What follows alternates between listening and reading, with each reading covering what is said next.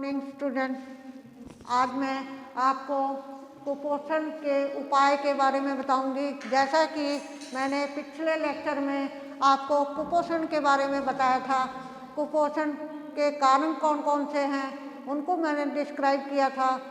और जैसे अगर हम साधारण शब्दों में कह सकते हैं कि पौष्टिक आहार का ना मिलना, वही मतलब कुपोषण कहलाता है। आज मैं कुपोषण के उपाय के बारे में बात करती हूँ। सबसे फर्स्ट नंबर पे आपका आता है संतुलित भोजन, बैलेंस डाइट की आज बात करते हैं। अगर आपको कुपोषण से बचना है तो आपको क्या करना पड़ेगा कि बैलेंस डाइट लेनी पड़ेगी, जिसके कारण आप कुपोषण के शिकार नहीं हो सकते, उससे आपका बचाव हो सकता है। बैलेंस डाइट में की अगर हम बात करते हैं तो उसमें क्या क्या चीज़ें होनी चाहिए। सबसे पहले अगर हम बात करें बैलेंस डाइट की, तो आपको जैसे हरे पत्तेदार सब्जियां, सैलड वगैरह, दूध, लस्सी वगैरह, ये सारी चीज़ें हैं जो प्रॉपर बैलेंस डाइट की होती है, वो लेनी चाहिए। जैसे अगर मैं बात करूं प्रेग्नेंट लेडी की तो उसकी बैलेंस डाइट अलग होती है। अगर मैं प्लेयर की बात करती हूँ तो उसकी बैलेंस डाइट अलग होती है। अगर मैं लड़कियों की बात करती हूँ, जैसे एक ग्रोइंग अप बालक की बात करती हूँ, बच्चे की बात करती हूँ, तो उसकी बैलेंस डाइट अलग होती है। इसलिए अगर कुपोषण से बचना है तो हमें सबसे पहले क्या उपाय करने होंगे, बैलेंस डाइट, संतुलित भोजन लेना होगा। अगर हम संतुलित भोजन लेंगे, बैलेंस डाइट का करेंगे, तो हम कुपोषण से बचे रह सकते हैं। सेकेंड पॉइंट की बात करते हैं, नियमित तथा संतुलित जीवन यापन। इसमें क्या है कि जैसे हम अपनी दिनचर्या बनाएंगे, उस हिसाब से हमारे शरीर पे प्रभाव पड़ता है। जैसे मान लो हम ब्रह्म मुहूर्त में उठते हैं, जगते हैं, तो क्या है अगर वहाँ से हम अपनी दिनचर्या स्टार्ट करते हैं कि टाइम पे हमें ब्रेकफास्ट लेना है, टाइम पे हमें लंच लेना है, टाइम पे हमें डिनर लेना है, सुबह का नाश्ता सुबह का नाश्ता जैसे हमें लेना है, तो उसमें क्या करना चाहिए, हम क्या करते हैं आजकल, हम अपने स्वाद के अनुसार खाना खाते हैं, भोजन करते हैं। जैसे क्या किया कि जंक फूड ले लिया, चाउमीन खा लिया, बर्गर खा लिया, इस तरह की चीज़ें हमें नहीं खानी चाहिए। उसकी जगह हमें क्या करना चाहिए, सुबह अगर ब्रेकफास्ट की बात करते हैं तो हमें दलिया, जैसे दलिया खाने में तो स्वादिष्ट नहीं होता है लेकिन पौष्टिक होता है। आप छाछ पी सकते हो, आप दूध का एक गिलास ले सकते हो, आप जो भी अंकुरित दालें वगैरह होती हैं, जैसे अगर ये ब्रेकफास्ट में लेते हो तो उससे क्या है आपको पौष्टिक आहार भी मिलता है। तो इस प्रकार से आप कुपोषण से बचे रह सकते हो तथा नियमित तथा संतुलित जीवन यापन, इस प्रकार से हम अपने जीवन की रक्षा खुद कर सकते हैं, स्वयं कर सकते हैं। थर्ड पॉइंट की बात करते हैं, व्यक्तिगत स्वच्छता एवं स्वास्थ्य का ज्ञान प्रदान।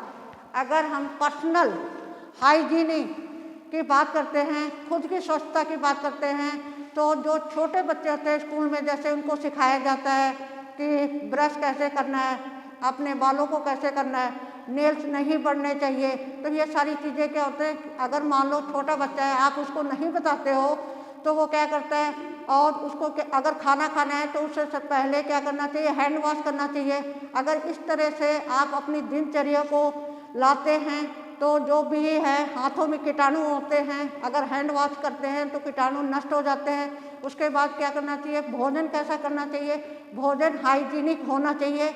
उसमें किसी प्रकार के आप स्वाद की दृष्टि ना देखें, आप पौष्टिकता के आधार पर देखें, क्योंकि मोस्टली ये होता है हम स्वाद पहले देखते हैं, पौष्टिकता नहीं देखते। जहाँ पे स्वाद देखेंगे वहाँ हम अपने हेल्थ के साथ, अपने जीवन के साथ खिलवाड़ कर रहे होते हैं। इसलिए हमें क्या करना चाहिए, अपनी पर्सनल हाइजीनिक स्वच्छता या स्वास्थ्य का ज्ञान, उसके बारे में हमें नॉलेज होनी चाहिए कि हमें अपनी हेल्थ का ध्यान कैसे रखना है।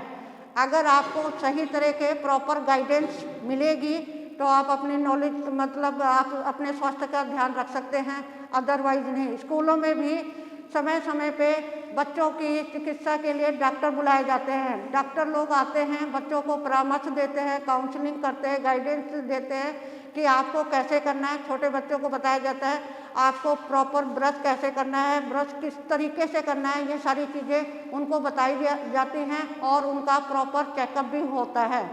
थर्ड पॉइंट की बात करते हैं, दोपहर के भोजन का प्रावधान।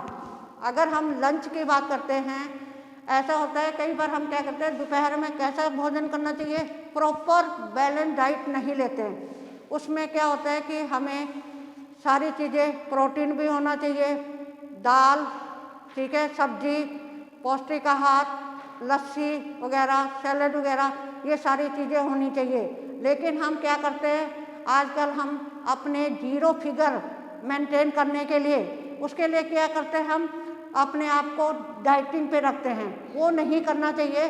अगर हमें अपने सेहत का ध्यान रखना है या अपनी हेल्थ का ध्यान रखना है तो हमें क्या करना है, बैलेंस डाइट या प्रॉपर डाइट लेनी पड़ेगी।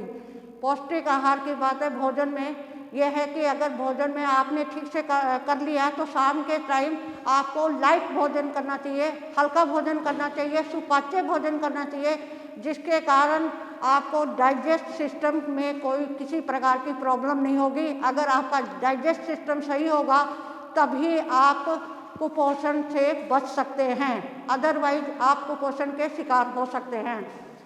नेक्स्ट पॉइंट, बच्चों की चिकित्सा की बात। जैसे आजकल छोटे बच्चे जो हैं उनका ट्रीटमेंट करवाना चाहिए। पहले तो पेरेंट्स की रिस्पॉन्सिबिलिटी बनती है कि वो अपने बच्चों का समय समय पे जांच वगैरह करवाएं। अगर स्कूल में बच्चा जाता है, स्कूल गोइंग बॉय है, तो वहाँ पे जो स्कूल वालों की रिस्पॉन्सिबिलिटी बनती है कि वो समय समय पे डॉक्टर को बुला के बच्चों की जांच कराई जाए, चिकित्सा कराई जाए, कोई बच्चों को किसी प्रकार की बीमारी तो नहीं है। तो इस हिसाब से उनका अंडर वेट नहीं होना चाहिए, बच्चों का वेट भी करना चाहिए। उससे पता लग जाता है बच्चा, अगर मान लो कोई बच्चा अंडर वेट है तो उससे समझ जाना चाहिए वो कुपोषण का शिकार है। उससे क्या करना चाहिए, उसको प्रॉपर बैलेंस डाइट देनी चाहिए। क्योंकि बच्चे आजकल बहुत चिड़चिड़े होते हैं, वो क्या कहते हैं कि नहीं हमें ये नहीं खाना, उनको मनपसंद चीज़ें चाहिए जो कि उनके सेहत के लिए हानिकारक होती हैं। बच्चों को कोई भी चीज़ दे, पौष्टिक चीज़ें दे, दलिया वगैरह, जो जिससे कारण उनका डाइजेस्ट सिस्टम सही रहे और उनको पौष्टिकता शरीर को मतलब जो भी है कार्बोहाइड्रेट, प्रोटीन, वसा वगैरह प्रॉपर मात्रा में मिलनी चाहिए। नेक्स्ट पॉइंट की अगर हम बात करते हैं, भोजन संबंधी स्वस्थ आदतों का विकास। अब हैबिट की बात करते हैं। कई बार ऐसा होता है कि घर में सभी लोग क्या करते हैं कि बच्चों को प्रॉपर खाने के लिए एक टाइम मतलब टाइम टेबल फिक्स करना चाहिए कि आपको जो ब्रेकफास्ट है इतने से इतने टाइम, 8 से 9 के टाइम हो जाना चाहिए, लंच आपका इस टाइम होना चाहिए और शाम को जो आपका डिनर इस टाइम होना चाहिए।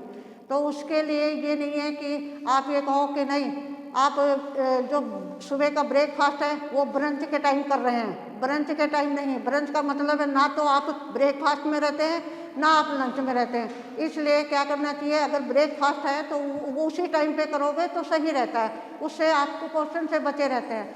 फिर सेकंड नंबर पे आता है कि अगर आप आप लंच की बात करते हैं, दोपहर के भोजन के समय की बात करते हैं, तो वहाँ भी आपको संतुलित भोजन लेना चाहिए, बैलेंस डाइट लेनी चाहिए, वो भी आपको टाइम पे लेना चाहिए।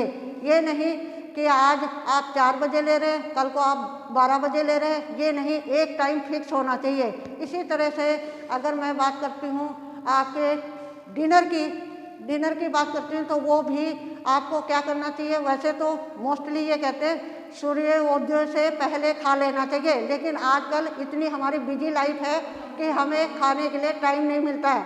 हम क्या कहते हैं कि नहीं हमारी इच्छा नहीं है, हमारा मन नहीं कर रहा है, लेकिन जहाँ पे हम जंक फूड या चटपटी चीज़ें देखते हैं, गोलगप्पे वगैरह देखते हैं, वहाँ पे हमारी इच्छा जागृत हो जाती है। तो इसका मतलब हम सिर्फ टेस्ट देख रहे हैं, अपने शरीर के साथ खिलवाड़ हम खुद कर रहे हैं। इसलिए क्या करना चाहिए, हमें क्या करनी चाहिए, जो अच्छी आदतें हैं वो हमें अपने अंदर लानी चाहिए। नेक्स्ट पॉइंट की बात करते हैं, स्वच्छ साफ एवं स्वच्छ पर्यावरण की बात करते हैं। जैसे मान लो हम एनवायरनमेंट जैसा होगा वैसे ही हमारी ग्रोथ होती है। जैसे आपने पहाड़ के लोग देखे होंगे, उनका फिजिकल कार्य बहुत होता है, ठीक है ना। उनकी अगर फिजिकल स्ट्रक्चर की बात करते हैं, बनावट की बात करते हैं, वो ज़्यादा उनकी हाइट नहीं होती है। इसी तरह जैसे झुग्गी झोपड़ियों में रहने वाले बच्चे हैं, अगर मान लो एक कमरे में पूरी की पूरी फैमिली रहती है तो उनको ठीक से हवा, प्रकाश, ये सारी चीज़ें सुविधा नहीं मिलती है, तो वो भी बच्चे कुपोषण का शिकार हो जाते हैं। अगर बच्चों की बात करती हूँ तो उनके लिए हेल्दी एनवायरनमेंट की ज़रूरत पड़ती है। इसलिए जहाँ पे हेल्दी एनवायरनमेंट होगा वहाँ बच्चे कुपोषण के शिकार नहीं होंगे। अगर मैं क्लासरूम की बात करती हूँ, यहाँ की एटमॉस्फेयर की बात करती हूँ, मान लो क्लास में बहुत ठंड पड़ रही है जो आपको सूट नहीं कर रही है, तो आपके लिए क्या है, क्लास में आप अटेंटिव होकर नहीं बैठ सकते। अगर मैं कहती हूँ इस रूम का टेम्परेचर या एनवायरनमेंट आपके हिसाब से ठीक है, आपकी बॉडी को सूट करता है, तो आपके लिए ये एनवायरनमेंट अच्छा है। इसलिए हेल्दी एनवायरनमेंट होना चाहिए।